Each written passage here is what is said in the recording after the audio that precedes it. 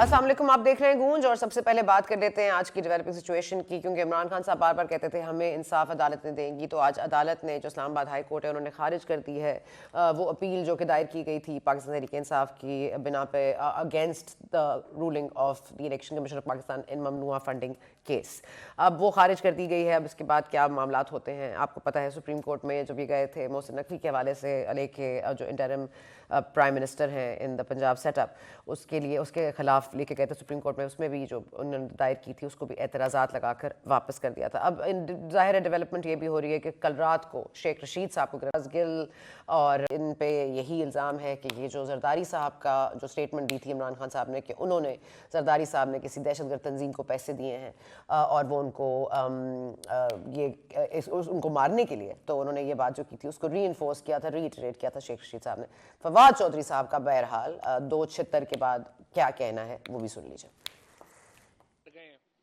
वो गिरफ्तारियों से खौफजदा हो गए हैं। रात के अंधेरों में जो लोग उठाते हैं वो दिन की रोशनियों की ताब नहीं ला सकते, और इसीलिए ये सारी कार्रवाइयाँ रातों को होती हैं। चाहे उन्होंने किसी को अरेस्ट करना हो, चाहे किसी के ऊपर झूठे केस बनाने हों, ये सारे मामला आधी रातों को ही हो रहे हैं।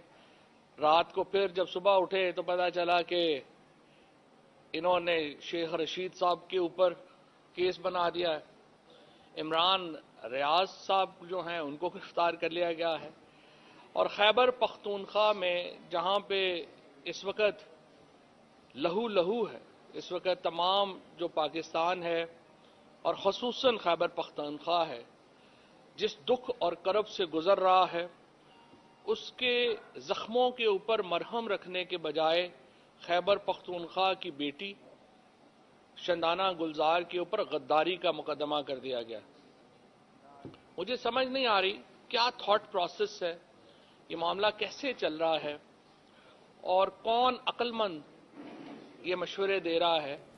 जी, आपने शिकायत सुनी फवाद चौधरी साहब की शंदाना गुलजार साहबा के हवाले से। क्या केस बन रहा है, क्यों बन रहा है, इस पर भी बात करेंगे आगे जाके प्रोग्राम में। लेकिन सबसे पहले बात कर लेते हैं खैबर पख्तूनख्वा के हवाले से। तो खैबर पख्तूनख्वा में जो ब्लास्ट हुआ था उसके बाद से जो अब बहुत सारी पेशन गोइयाँ हो रही थी, बहुत सारे लोग गैस कर रहे थे कि कोई LED डिवाइस थी, कोई बम धमाके में जो है मुलविस वो कोई खुदकुश हमलावर नहीं था, कोई ड्रोन अटैक था। आज हमने CCTV फुटेज देख ली है जो कि IG खैबर पख्तूनख्वा ने जारी की है। उसमें देखा जा सकता है साफ तौर पर कि कैसे खुदकुश हमलावर अंदर आ रहा है और पूछ रहा है मस्जिद कहाँ है, और उसने पुलिस यूनिफॉर्म पहन रखी है। इसके बाद वो पुलिस यूनिफॉर्म पहन के, वो जाहिर है उन्होंने यही समझा कि कोई पुलिस वाला है, हमारा अपना भाई है, उन्होंने बता दिया, इशारा किया और उसने जाके अपने आप को मस्जिद में धमाके से उड़ा लिया। अब इस पर मज़ीद बात करेंगे। मौज़म जहां अंसारी साहब हमारे साथ मौजूद हैं, ये IG हैं खैबर पख्तूनख्वा के। बहुत शुक्रिया अंसारी साहब, आपने वक्त दिया। IG साहब ये फरमा दीजिएगा, IG साहब मैं कट टू द चेस, ये जो इस वक्त प्रोटेस्ट हो रहा है या अभी भी जारी है या नहीं, जो पुलिस के अंदर एक रिजेंटमेंट पाई जा रही है, इसको फौरी तौर पर एड्रेस करने के लिए क्या किया जा सकता है? और आप मतलब एक जज्बाती स्पीच करके तो जाहिर है इनकी रिजेंटमेंट ख़त्म नहीं कर पाएंगे, तो क्या किया जाए? जी बहुत शुक्रिया सना। मैं आपको बहुत बताने में खुशी महसूस करता हूं कि हमारे जवानों का मोरल आज की मेरी बातचीत से बहुत ज्यादा लिफ्ट हुआ है। मेरे जवानों में हर तरफ ये बात है कि हमारा IG अगर खड़ा है और लड़ रहा है और लड़ेगा तो हम पीछे नहीं हट सकते हैं। और तमाम जगहों पे कल भी इंशाल्लाह जहां जहां पे हमारे पुलिस के लोग हैं, अवाम के लोग भी बहुत ज्यादा हमें सपोर्ट कर रहे हैं। और इंशाल्लाह ये जो रिजेंटमेंट जिसकी आपने बात की, resentment probably I would address it or name it as a deep feeling of sorrow and a deep feeling of anger.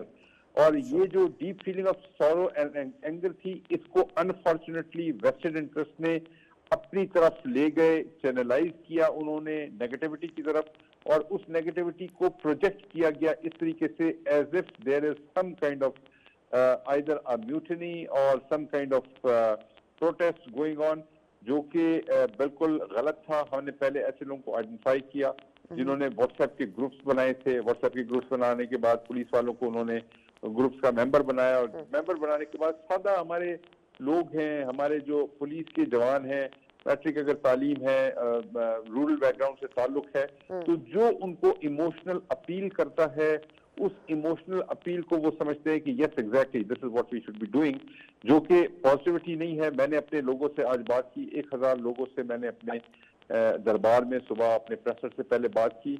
जोश और जज्बा बिल्कुल वालेहाना था। मैं कहूँगा हम शेयर भी करेंगे आपके साथ, जहां मैं अपने लोगों से हलफ ले रहा था और खून का आखिरी कतरा गिराने की लेवल तक वो जाने को सब तैयार थे। और मैंने कहा था कि मेरे साथ आप शोल्डर टू शोल्डर खड़े होंगे तो मिल के लड़ेंगे, अगर आप मेरे साथ शोल्डर टू शोल्डर खड़े नहीं होंगे मैं अकेला लड़ूंगा। मैं जाने वाला नहीं हूँ, मैं भागने वाला नहीं हूँ। और जिसको अपनी जान का ज्यादा खतरा है मुझे बता दे कि कौन सी महफूज जगह में उसको ट्रांसफर कर दूं जहां उसकी जान को कोई नुकसान ना पहुंचे, मैं उसको महफूज जगह ट्रांसफर कर दूंगा। मैं अपनी जगह से नहीं हिलने वाला।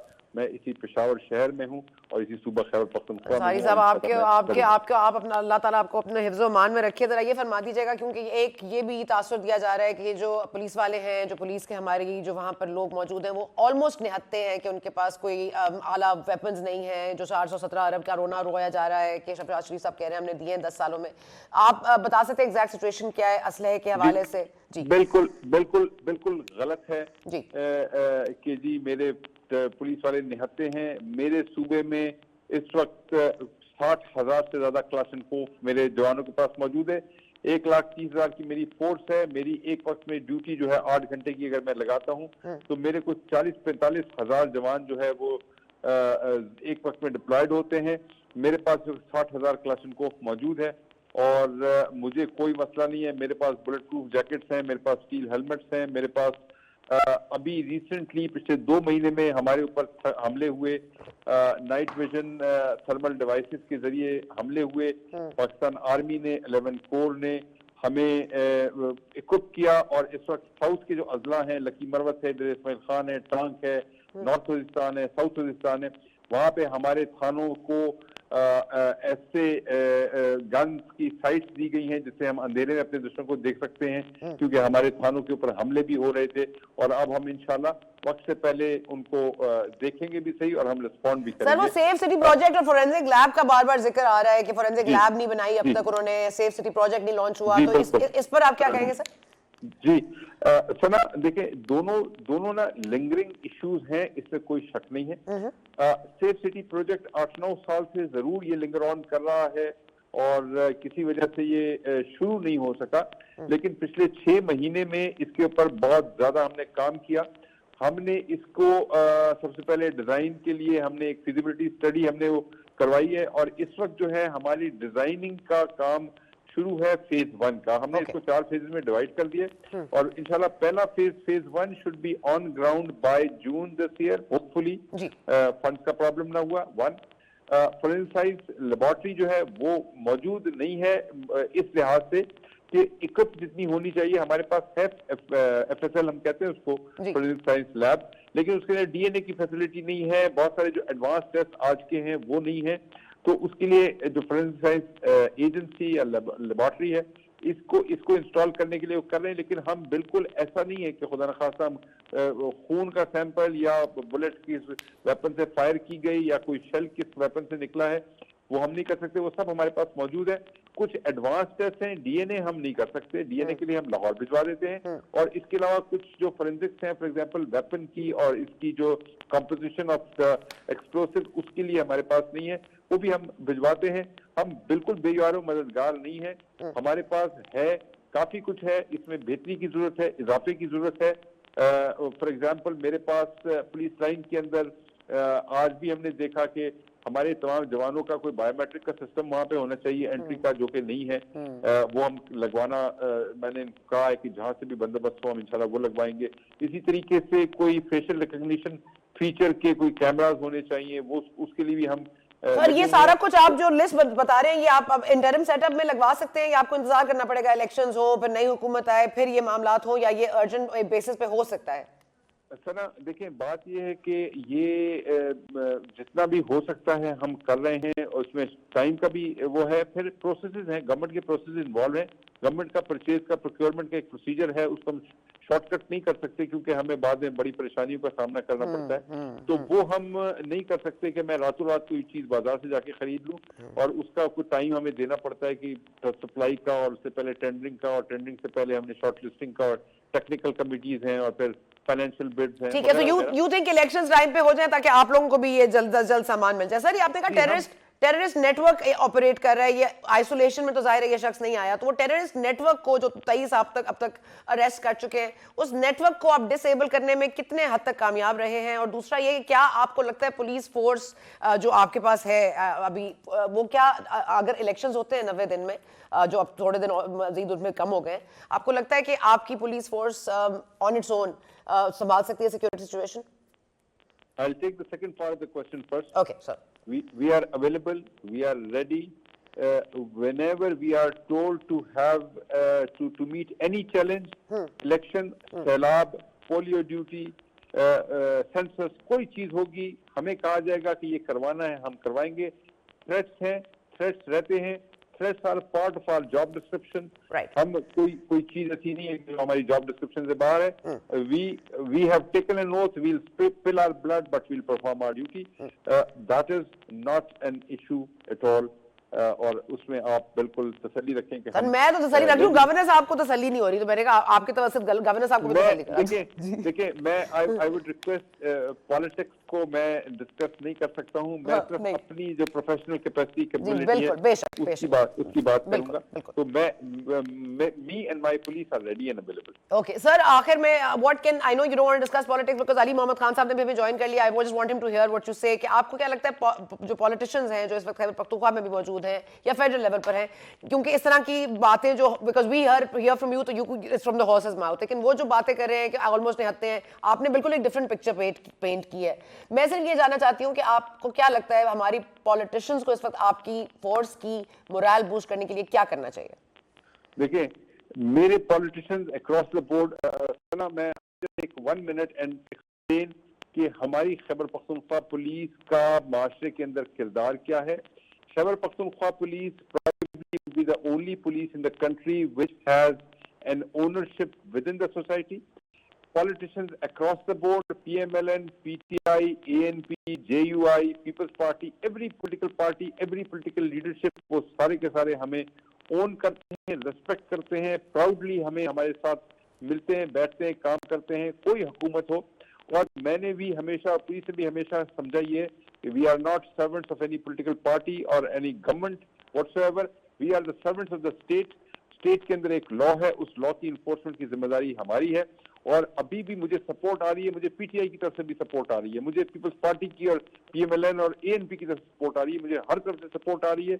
मेरे जवान को हर आदमी ओन करता है, क्योंकि इस खैबर पख्तूनख्वा की हर पोलिटिकल पार्टी के जो लोग हैं उनके ही रिश्तेदार पुलिस में भी है, और पुलिस को वो चाहते हैं पोलिटिसाइज न करें। And probably this is the least politicised police in the country, जहां पे आईजी को इन्होंने इख्तियार दिया हुआ है, और मैं तमाम अपनी पोस्टिंग ट्रांसफर भी कर सकता हूं। और मैं पॉलिटिशियंस को निहायत अदब के साथ अगर बताता हूं कि कोई काम नहीं हो सकता तो उसको एक्नॉलेज करते हैं और विंडक्टिव नहीं होते और मेरे किसी शख्स के पीछे नहीं पड़ते हैं। तो मैं खैबर पख्तूनख्वा की आवाम को, सोसाइटी को सलाम पेश करता हूँ across the board, irrespective of party politics, irrespective of party allegiance, and we derive our support from them. और मैं समझता हूँ हमारी सक्सेस का राज भी ये है, और इंशाल्लाह this is how we have succeeded and this is how we Ansari साहब, I know आपके पास भी वक्त कम है और मैं अली मोहम्मद खान साहब को भी इंतजार करवा रही हूँ, जिसके लिए मुझे बाद में इनसे डांट भी पड़ेगी, लेकिन मैं आपसे एक आखिरी सवाल ये करना चाहती हूँ कि अगर पॉलिसी में वाज़ेह फ़र्क है, इस वक्त जो मौजूदा हुकूमत है वो चाहती है, वो समझती है कि टीटीपी और टीटीए में कोई फ़र्क नहीं है, तो अब इसकी वजह से ज़ाहिर एक पॉलिसी चेंज शिफ्ट होगा, काबुल के साथ वो मुआहिदा शायद ना रहे, जो हमें असरात नज़र आ रहे हैं, तो आपको लगता है कि इसके लिए आप रेडी हैं? अगर ये मुआहिदा भी ख़त्म हो जाता है, जो हो रहे हैं अटैक्स फुल स्पेट में होंगे, इसका कोई ब्लो बैक आएगा, और are you ready for that? मुआहिदा इस वक्त कोई नहीं है, there is no agreement between the government and the TTP और एनी मिलिटेंट ग्रुप। मैंने जैसे पहले कहा कि हम we are basically tools to have a policy translated into an operation or a strategy or maybe something on ground. हमें जब कोई पॉलिसी मिलेगी, पॉलिसी की फॉर्मुलेशन में हमारी इनपुट जरूर होती है, लेकिन पॉलिसी अगर एक दफा फॉर्मुलेट हो गई, डिसाइड हो गई, तो देन वी इंश्योर कि उसको हम इम्प्लीमेंट करें। वो पॉलिसी जो है वो जनरल इस तरह से होनी चाहिए कि लोगों के लिए एक्सेप्टेबल होनी चाहिए, सोसाइटी के लिए एक्सेप्टेबल होनी चाहिए, लोगों के अंदर उसके कोई खिलाफ सेंटिमेंट्स नहीं होनी चाहिए, और अल्टीमेटली उसका ऑब्जेक्टिव पीस होना चाहिए. What policy is devised is probably the job of the policy makers. बहुत शुक्रिया जाहिर साहब, how refreshing to speak to you and I salute you sir and Allah आपको अपनी हिफ्ज़ मान. Thank you very much for joining us. जी अली मोहम्मद खान साहब, thank you sir. Khan साहब बहुत शुक्रिया, आपने हमारे साथ पेशेंटली इंतजार किया. सॉरी सर आपको इंतजार करवाया. खान साहब ये फरमा दीजिएगा कि jumping from Khyber Pakhtunkhwa to Sheikh Rashid Ahmed साहब, क्योंकि ये अरेस्ट जो हो रहे हैं अब जाहिर है ये अब सियासी इंतकाम है. आज मरियम साहबा कह रही है नहीं इंतकाम नहीं है, इसको एहतसाब कहते हैं. आपकी थॉट्स सर? बिस्मिल्लाहिर्रहमानिर्रहीम. अल्लाहुम्मा सल्लि व सल्लिम व बारिक अला सय्यिदिना मोहम्मद व अला आलि मोहम्मद. बहुत शुक्रिया. और बिल्कुल मैं इंतज़ार करके तंग नहीं हुआ, क्योंकि अंसारी साहब हमारे आईजी हैं और हमारी हुकूमत में भी और हुकूमत के बाद भी इनसे मेरा रब्ता रहता है. We proud of Khyber Pakhtunkhwa police. सिर्फ खैबर पख्तूनख्वा नहीं, हमारे मुल्क की जितनी भी पुलिस है, क्योंकि जाहिर है first line of defence police होती है, अवाम का क्रिटिसिज्म भी बर्दाश्त करती है, उनमें अपनी भी कमजोरियां होती हैं, उससे कोई दो राय नहीं है. लेकिन बहरहाल अवाम का डे टू डे राब्ता जो रहता है वो हमारी पुलिस से रहता है. और खैबर पख्तूनख्वा पुलिस उस लिहाज से मिसाली है कि पिछले 10-15 साल में सबसे पहली लाइन ऑफ डिफेंस पूरे पाकिस्तान की खैबर पख्तूनख्वा पुलिस है. और हमारा खैबर पख्तूनख्वा का प्रोविंस है, क्योंकि मेजॉरिटी ऑफ टेररिस्ट अटैक्स यहाँ पे हुए हैं, और कोई इलाका हमारा खैबर पख्तूनख्वा का ऐसा नहीं है जहाँ अटैक ना हुए और जहाँ शहीदों की और पुलिस के जवानों की शहादतें ना हुई हों. मैंने बड़े गौर से जो है पुलिस चीफ की बातें सुनी हैं, और मैं समझता हूं कि इंशाल्लाह जो उनकी एक्सपेक्टेशन है, जो उन्होंने एक्नॉलेज भी की है, और इस बात में कोई दो राय नहीं है कि यहाँ जितनी भी पॉलिटिकल पार्टीज हैं सब हमारी ये पख्तूनख्वा पुलिस को ओन करती हैं. चाहे वो ANP हो जो हमसे पहले हुकूमत में थी 2008 से 13 तक, और उससे पहले MMA थी, और उसके बाद हम हैं 9 साल से. मैं इनको अश्योर करना चाहता हूँ पख्तूनख्वा पुलिस को आपकी वसातत से और उनके IG के थ्रू कि इंशाल्लाह the whole of political parties सारे आपके साथ खड़े हैं इंशाल्लाह. और कल जो कुछ वाकयात हुए, जाहिर है एक फितरी एक रिएक्शन भी था, क्योंकि 100 से ज्यादा या 100 के करीब लगभग जो शहादतें हुई हैं, ये बहुत बड़ा सानिया है. आर्मी पब्लिक स्कूल के बाद पेशावर पे और पख्तूनख्वा पे ये दूसरा शायद बहुत बड़ा सानिया है. और पूरा पेशावर, पूरा खैबर पख्तूनख्वा बहुत अफसरदा था, शोक की एक फिजा थी. और इंशाल्लाह हौसले इनके बहाल हुए हैं. आज IG साहब ने उनको एड्रेस भी किया है और हम सब उनके साथ हैं इंशाल्लाह, ऐसी कोई बात नहीं है. और हम सब ने सिविलियंस ने भी शहादतें दी हैं. वो कल आप उन पुलिस अफसरों का बात कर लें जो कल शेख रशीद साहब के घर पहुंचे रात को. सर उन पुलिस अफसरान पे भी बात कर लें. जी देखिए, शेख रशीद साहब के साथ कल हुआ है बड़ा अफसोसनाक. मैं समझता हूं कि जब एक तरफ शहादतें हो रही हैं, मुल्क पे दहशतगर्दी के साए दोबारा मंडलाना शुरू हुए हैं, ये शायद ये वक्त आखिरी एक वक्त है जिसमें हम ये आखिरी काम है जो हम कर सकते हैं कि जिस तरह से आप ही के फील्ड के जो हैं इमरान रियाज साहब को जिस तरह कल गिरफ्तार किया गया है, पता नहीं उन्होंने कौन सी दहशतगर्दी की है. और शेख रशीद साहब जो है, शेख रशीद साहब से पता नहीं इस हुकूमत को क्या खुदा वास्ते का बैर है. शेख रशीद साहब को तो इन चीजों से डराया नहीं जा सकता. मेरे ख्याल में चीजों की जितनी मजम्मत की जाए कम है. इस वक्त मुल्क इन चीजों का मुतअम्मल नहीं है. इस वक्त मुल्क को एक सियासी इत्तेफाक की एक फजा चाहिए और एक मसाइल का हल सियासी तौर पे चाहिए. ये पर्चे, गिरफ्तारियां, ये चीजें ना किसी सियासतदान का हौसला तोड़ सकती हैं, सियासी कारकुन का, ना इससे कोई फायदा होने वाला है. बहरहाल जो हुआ है रात, मेरे ख्याल में बहुत बुरा हुआ है. सर अब ये शेख रशीद साहब के बाद अब शंदाना गुलजार साहब के हवाले से भी हम सुन रहे हैं कि उन पर भी मुकदमा दायर कर दिया गया बगावत का और या गद्दारी का. अब ये अब मामलात हैं, आपको पता है कि जी सना साहिबा मैं एक अर्ज करूं. जी जी देखिए, डिफरेंस ऑफ ओपिनियन होता है. पिछले हफ्ते आपका मेरा प्रोग्राम हुआ है, मेरे ख्याल में काफी सख्त प्रोग्राम हुआ था. आज मैं फिर आपके सामने बैठा हूँ. नहीं सर, बिल्कुल नहीं, बिल्कुल ठीक sir. We both speak our mind which is acceptable sir. बिल्कुल आपकी बात. तो ये बात मैंने क्यों की है? देखें, ये बात मैंने इसलिए की है, कि वो कहते हैं ना कि लेट्स एग्री टू डिसएग्री, कि हम सब एक तरह नहीं सोच सकते, लोगों की सोच में फर्क होगा. और जिस तरह 3 दिन पहले जो हुआ खैबर पख्तूनख्वा में हमारी पुलिस के साथ, जो इतना ऐसा हादसा हुआ जो कोई सोच भी नहीं सकता किस तरह की मस्जिद में जाके होगा, उसका एक रिएक्शन आना. क्योंकि शंदाना बीबी जो है वो पेशावर वैली में ही उधर ही रहती हैं. उनके आपको नहीं पता, उनके वालिद हमारे MNA रहे, शायद आप जानते भी होंगी, मे बी आपके किसी प्रोग्राम में भी आए हो. MNA गुलजार लाला जो जी बिल्कुल, he was retired bureaucrat, chief bureaucrat रहे हमारे प्रोविंस के, बड़े टॉप के ब्यूरोक्रेट थे और बहुत बड़ा नाम था उनका. उन्होंने मुश्किल सूरत हाल में एक्स फाटा एरियाज में और मुश्किल जगहों पे, दहशतगर्दी वाली जगहों पे उन्होंने ड्यूटियां की हैं।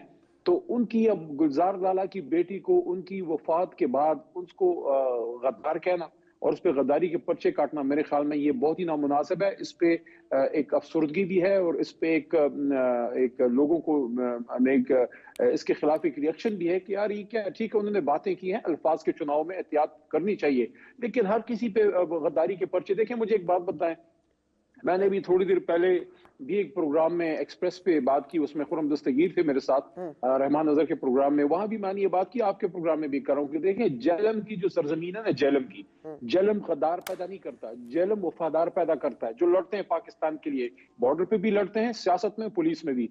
फवाद चौधरी सब कुछ हो सकता है, फवाद चौधरी सब कुछ हो सकता है, वो गद्दारी वतन नहीं है। उस पे जब गद्दारी का, उस पे जब स्टेट के खिलाफ एक्शन लेने का एक जो पर्चा उस सर कोई भी गद्दार नहीं है, ये तो मैं भी आपसे एग्री करती हूँ सर। कोई भी देखिए ये चीज जो है, ये आखिरी काम है जो इस वक्त हमें चाहिए, ये आखिरी काम है। यही तो वो चाहते हैं जो बम फाड़ने आते हैं, यही तो वो चाहते हैं कि एक तरफ बम फाड़े, इनके जनाजे उठें और फिर ये एक दूसरे के गोश्त नोचें, एक दूसरे पे गद्दारी के पर्चे काटें। This is not what we want, this is not what the doctors has ordered us. हमें चाहिए कि जो अभी एपेक्स कमेटी का कुछ मैं सुन रहा हूँ कि ऐलान हुआ है, हमें चाहिए कि अभी सियासी इख्तलाफात जो है टेररिज्म की हद तक एक साइड पर रखें, बाकी इलेक्शन होना चाहिए, बिल्कुल वक्त पे होना चाहिए, सियासी इख्तलाफात बाकी फील्ड में रहेंगे, लेकिन मुल्क की सलामती, जवानों की जिंदगियां और पाकिस्तान के अवाम की हिफाजत, ये ऐसी चीज है जिसमें इस तरह की चीजों की कोई गुंजाइश नहीं है कि आप लोगों पे गद्दारी के पर्चे काटें। फवाद जो है, मैं दोबारा कह रहा हूँ, फवाद चौधरी सब कुछ हो सकता है, he is not a traitor, वो गद्दार नहीं है भाई। ठीक है सर, और ये आपकी बात से मैं एग्री भी करती हूँ, लेकिन ये बता दीजिएगा कि जो आप कह रहे हैं कि गलत हुआ शेख रशीद साहब के साथ, लेकिन जो इमरान खान साहब ने किया उसके बाद रीइटरेट किया शेख रशीद साहब ने जरदारी साहब के हवाले से, किसी दहशतगर्द तंजीम को उन्होंने पैसे दे दिए हैं और वो मुझे मरवा देंगे। अभी इस तरह की बात करना सर कि कल को खुदा न खास्ता कुछ हो जाए, आपको पता है हमारे यहाँ लोग जो हैं वो खुद ही अपनी अदालतें लगा देते हैं, हमारे यहाँ इंसाइट करेंगे तो बहुत सारे ऐसे जराइम हैं जो पास में हुए हैं सर, जिनको मैं दोबारा दोहरा नहीं सकती, लेकिन हमारी आवाम फिर जाहिर है कि अपनी अदालतें लगाएगी, खुदाई फौजदार बनेगी। तो ये भी तो कितना डेंजरस आप प्रेसिडेंट सेट कर रहे हैं कि आप एक पॉलिटिकल पार्टी के चीफ के बारे में ये बात कर रहे हैं जिनको ऑलरेडी थ्रेट्स हैं, जिनके बेटे को ऑलरेडी थ्रेट्स हैं, उसके बाद जिस तरह के आज नारे लगा रहे थे शेख रशीद साहब, सर वो भी तो दुरुस्त नहीं है ना। देखिए, इमरान खान साहब मुल्क के साबिक वजीर आजम, उन पे एक जानी हमला हुआ और अल्लाह ने उनकी जिंदगी बचाई। मेरे ख्याल में हुकूमत ने उसमें वो तंदही नहीं दिखाई जो उनको दिखानी चाहिए थी, और वो फिक्र और परेशानी कि सियासत तो होती रहेगी, लेकिन अगर मेरे मुल्क के साबिक सदर या मेरे मुल्क के साबिक वजीर आजम, ये बड़े ओहदे हैं, रियासती ओहदे हैं, और दुनिया में इससे हमारी बदनामी होती है जब कभी ऐसा वाकया होता है। तो जैसे माजी करीब में जो है एतजाज अहसन जो है एहसन इकबाल साहब जब इंटीरियर मिनिस्टर थे, उन पे जब हमला हुआ तो वो उन पे नहीं था, वो पाकिस्तान के इंटीरियर मिनिस्टर पे था, जिससे मुल्क की बदनामी होती है। या उससे पहले जो बेनजीर साहिबा शहीद हुई, तो खान साहब पे जब हमला हुआ है, जाहिर है वो एक बहुत एक्सट्रीम स्टेप था। अब खान साहब ने जब ये बात की है, वो एक्स पीएम है, उनको जाहिर है इसकी इंफॉर्मेशन होगी। मेरे ख्याल में जब ये बात एक्स पीएम साहब और एक्स इंटीरियर मिनिस्टर शेख साहब एक्स इंटीरियर मिनिस्टर हैं, उनकी तरफ से ये बात आई, मेरे ख्याल में सुप्रीम कोर्ट ऑफ पाकिस्तान और या JIT जो भी एक मुस्तनद फोरम है, उसको उनको उल्टा बोला, शेख रशीद साहब पे पर्चा काटने की बजाय इनको बुलाना चाहिए था कि आप आए और आप हमें वो चीजें हमारे से शेयर करें, या खान साहब को वो जो है वो दावत दें। मैं समझता हूँ कि इस पे तो जरदारी साहब को एक स्टेप आगे बढ़ना चाहिए कि भाई मैं मुल्क का साबिक सदर हूँ, मैं ऐसा सोच भी नहीं सकता, आपके पास अगर कोई ऐसी चीज है आप वो शेयर करें। वो आप उनको ज्यादा जो सर, है वो जिस तरह इमरान खान साहब बात करते हैं, आपको लगता है कि कोई बात रह जाती है उसके बाद? अच्छा चले सर, आगे बढ़ते हैं सर, वक्त की कमी है, तो मैं सर ये जानना चाहूंगी। देखिए मैं आप मेरे ख्याल में मैं अपना पॉइंट वाजे कर गया हूँ।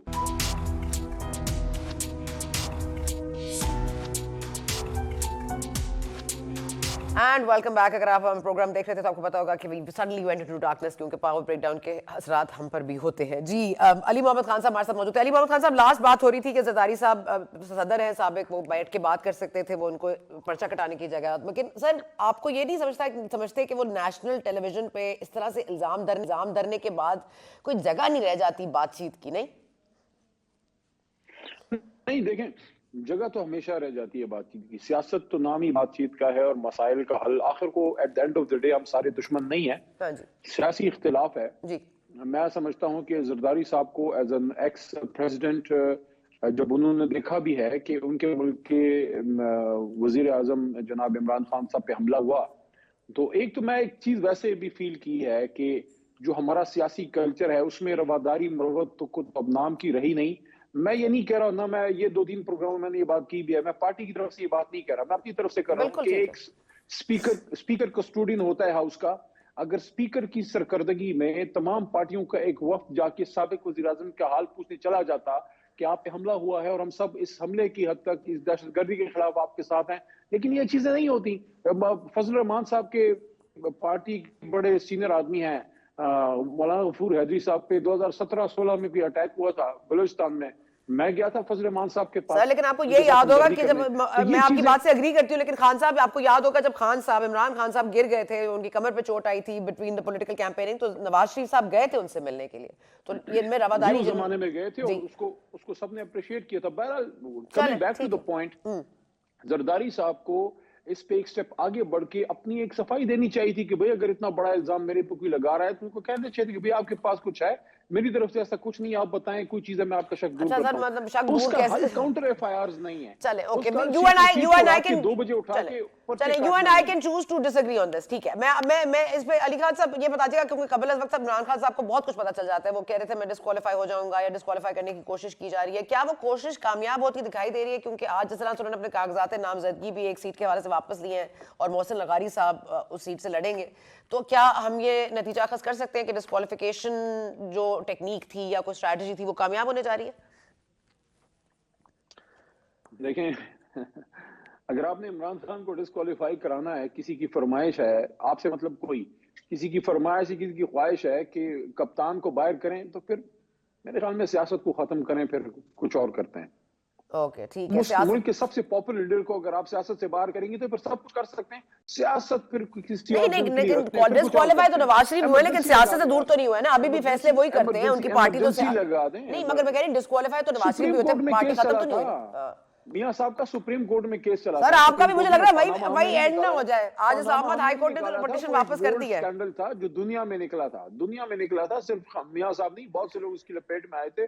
लेकिन अगर आपने फरमाइशी प्रोग्राम के तहत इमरान खान को बाहर करना है तो फिर कुछ और करते हैं, फिर इमरजेंसी लगा दें, फिर सर उसकी बात कर सुनाई दे रही है वैसे इमरजेंसी की, क्या सच्चाई है इसमें?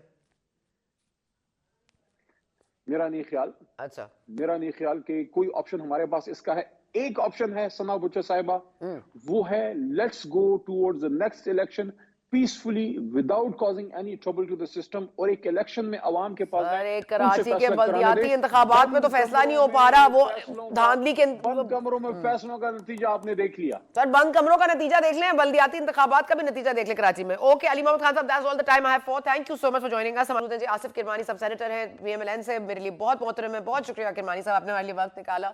किरमानी साहब, नवाज शरीफ साहब की वापसी की डेट नहीं दी गई, लेकिन कहा गया है कि वो कुछ हफ्तों में आ जाएंगे।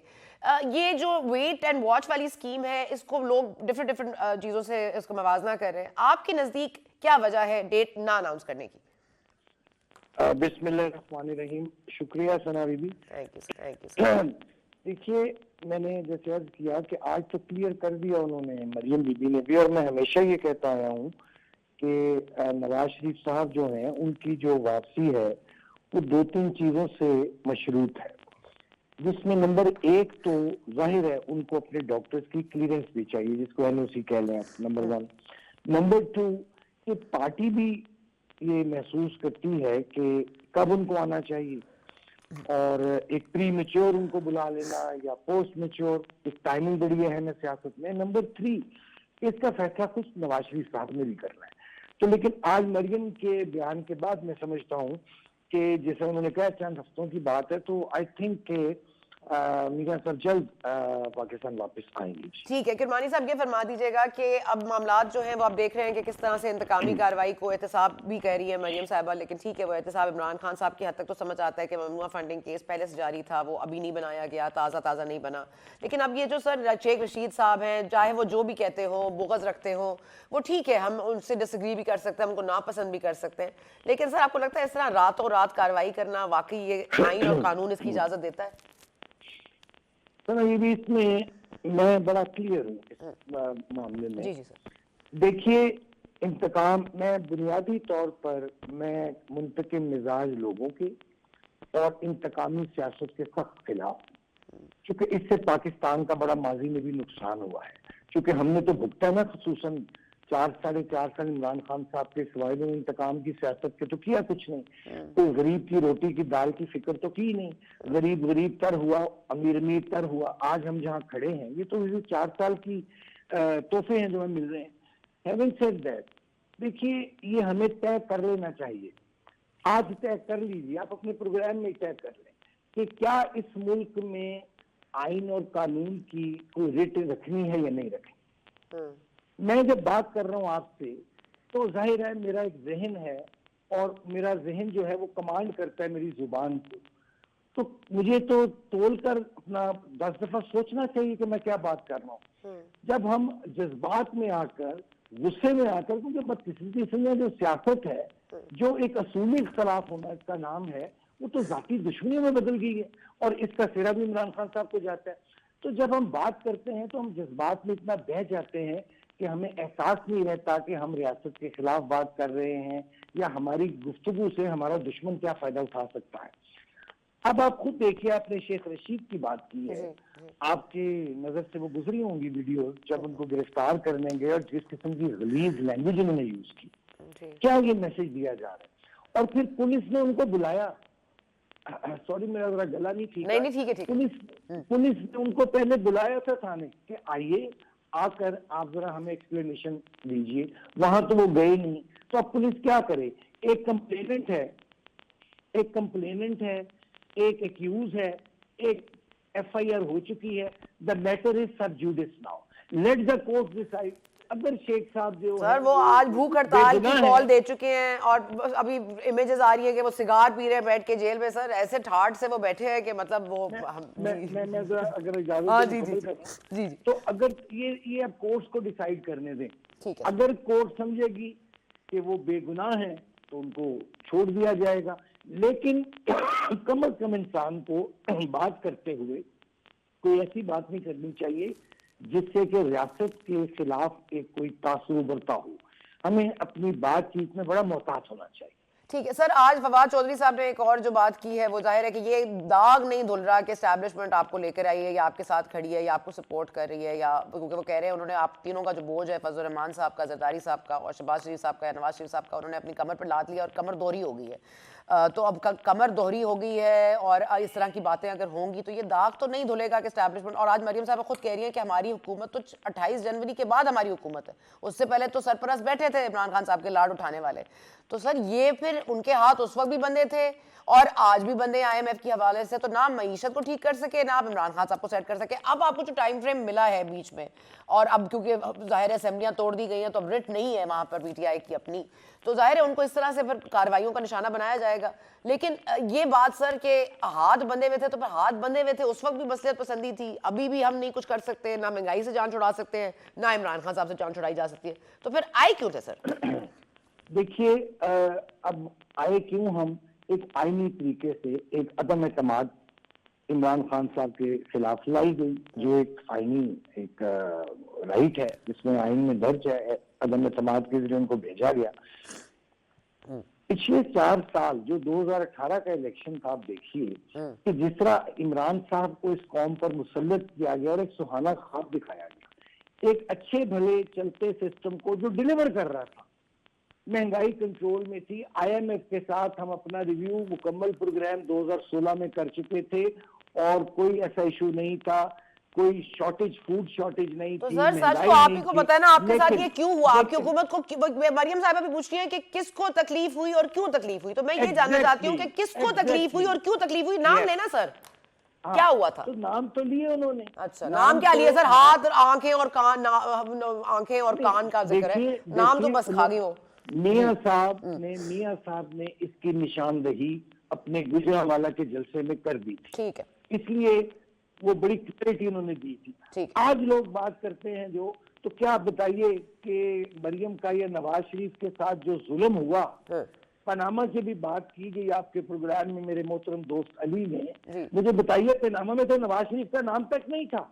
जी जी सर, ये सब तो अब किताबी बातें हो गई है सर, हमें सबको पता है। नहीं, नहीं नहीं, गलत बात है सर, गलत बात है, हमें सबको पता है, बकामे पर निकाला गया ये बिल्कुल। आप चीजों को अंडर द कारपेट ना करें। नहीं, मैं बिल्कुल नहीं कर रही सर, मैं यही जो प्रॉब्लम जो इस मुल्क में है, हकाइक बयान करना होंगे, फिर ये बताना पड़ेगा कि किसकी हमारी जो गलती हम तस्लीम करते हैं, लेकिन जिन लोगों ने मुसल्लत किया इमरान खान को, जिस तरह नेक्सस था जो, वो सामने आना चाहिए, वो लोगों को पता चलना चाहिए। अगर आप पाकिस्तान को, लेकिन किरमानी साहब माजरत के साथ आपकी बात काट रही हूं, नहीं सर, मेरी बात सुनिए सर, मैं आपकी बात को एंडोर्स करते हुए आगे लेके जाना चाहती हूँ। मैं कहती हूँ आप बिल्कुल, आपको नाम भी लेना चाहिए, आप उनके खिलाफ मुकदमे करें, आप उनको जेल में डालें, आप उनके खिलाफ आर्टिकल 6 क्यों नहीं लगाते, आप उनके खिलाफ कार्रवाई क्यों नहीं करते, उनको सेफ एग्जिट क्यों देते हैं? देखिए, गुजारिश ये है कि ये तय करना पड़ेगा कि इस मुल्क में हम क्या सिस्टम चाहते हैं। हम क्या इस मुल्क में पार्लिमान की बालादस्ती चाहते हैं या हम कोई और निजाम चाहते हैं। मैं बिल्कुल आपसे इत्तेफाक करता हूं कि इस मुल्क में जो सियासत है वो सियासतदानों का काम है। इसमें किसी किस्म का इलेक्शनों में आरटीएस नहीं बैठने चाहिए, और ये कि किसी के अगर शक्ल नहीं पसंद है, कोई किसी का आपको कोई लिबास नहीं पसंद है, तो उसको आप तब्दील कर दे। तजुर्बात नहीं होने चाहिए, क्योंकि हमने ऑलरेडी बहुत नुकसान कर लिया है। अब टाइम भी आ गया है कि इस वक्त मैं समझता हूं कि तमाम लोग जो हैं, ये मुल्क है तो आप भी हैं, मैं भी हूं, हम सब हैं, और ये मुल्क बड़ी कुर्बानियों से हासिल किया गया। ये बहुत कीमती मुल्क है, ऐसा मुल्क आपको घर कहीं मिलेगा नहीं।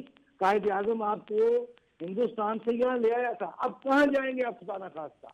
ईस्टर्न बॉर्डर पे आपके दुश्मन बैठा है, वेस्टर्न बॉर्डर पे जो हो रहा है, जो केपीके में हुआ, जिस तरह शहादतें हुई हैं, दिल खून के आंसू होता है। क्या हमारे मुकद्दर में लाशें उठाने रह गए? मुझे बताइए। अब तो टाइम है सामने आओ कि तमाम स्टेक होल्डर्स बैठ जाएं, बैठ के पॉलिटिक्स को थोड़ी देर के लिए जो एक जाती दुश्मनी की सूरत इख्तियार कर गई है, गालम गलोच इख्तियार कर गई, उसको ना दफन करें। मुल्क को पहले मईशत उसकी बहाल करें, इकोनॉमिक चार्टर पे बात करें। और आज देखिए ना, प्राइम मिनिस्टर साहब ने एटीसी कल की है, 7 फरवरी को बुलाई है, उन्होंने कंसेंसस डेवलप करने जा रहे हैं, जो ये केपी के सानिया हुआ है। कहने का मतलब है कि अगर हम इस सानिया पे बैठ सकते हैं तो why not on the economy पे भी बैठे। सर ये बड़ा खुश आइंद है। आई होप के we will get a positive response from everybody. Sir आखिर में सिर्फ वक्त की कमी है, मैं सिर्फ ये जानना चाहती हूँ सर कि ये जो खाकान अब्बासी वाला मामला है, जो खाकान अब्बासी साहब, क्योंकि जो उनका ओहदा था वो मरियम साहब को दे दिया गया और इस पर कोई मुशावरत नहीं हुई, इस पर बहुत कहा जाता है पार्टी में, देखें जी जमहूरियत नहीं है, फलां नहीं है, और क्योंकि आप जाहिर है नवाज मियाँ साहब से भी क्लोज रहे हैं, आप खाकान साहब के साथ भी काम कर चुके हैं, आपको लगता है कि मरियम साहबा जो तंजीम साजी कर रही है वो बिल्कुल कह रही है कि मैं सबकी इनपुट ले रही हूँ और मैं तो यहाँ पे कारकुन की तरह काम कर रही हूँ, तो क्या खाकान अब्बासी ने भी कह दिया मेरी छोटी बहन है, तो कोई मसला नहीं है, मगर आपको लगता है ये फैसला अगर थोड़ा सा पूछ के कर लेते पार्टी वर्कर्स से या पार्टी से तो उसमें कोई ज्यादा मसला ना होता?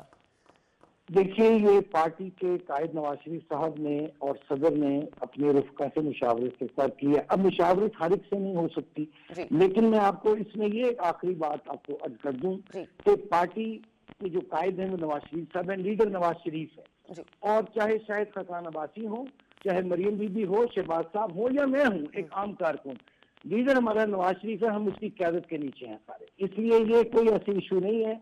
अगर कोई किसी को कोई एतराज है भी, अगर हो भी, तो ये जमहूरी पार्टी में इख्तलाफ राय कह सकते हैं, हुस्न होता है ये भी जमहूरियत का। तो लेकिन मैं समझता हूँ एक ही लीडर है जिसका नाम है नवाज शरीफ, बाकी सब उसके नीचे आते हैं। बहुत शुक्रिया किरमानी साहब, thank you so much for joining us. अब यहाँ पर वक्त लेते हैं एक वक्त बात हो रही थी कि हमें बात करनी चाहिए, हमें आपस में बैठकर बात करनी चाहिए, बहुत हो गई ये सियासत और हमें अपना कम से कम टेररिज्म के हवाले से एक पेज पे होना चाहिए। और इकोनॉमिक बात भी बार बार की जाती थी कि एक बना लेना चाहिए इस तरह का मुआहिदा कौमी सतह पर, ताकि मईशत को भी सहारा मिले। लेकिन वो हो नहीं सका। लेकिन अब तो हम देख रहे हैं कि 7 फरवरी को जो कुल जमाती कॉन्फ्रेंस बुलाई है शहबाज शरीफ साहब ने, उसमें इन्होंने कहा है कि इमरान खान साहब को भी इन्वाइट करेंगे, और इमरान खान साहब को इन्वाइट करने के लिए दे विल गो थ्रू खटक साहब एंड असद कैसर साहब।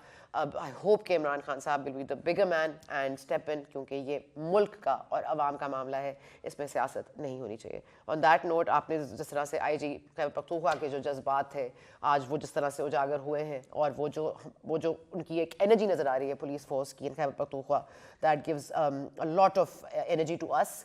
लेकिन जो लोग इस कुर्बानी में शहीद हुए हैं उनको हमें नहीं भूलना चाहिए। और उस नोट पे दैट आई होप दैट उनके दर्जात बुलंद हो, उस नोट पे खुदा हाफिज़ and I will see you next week.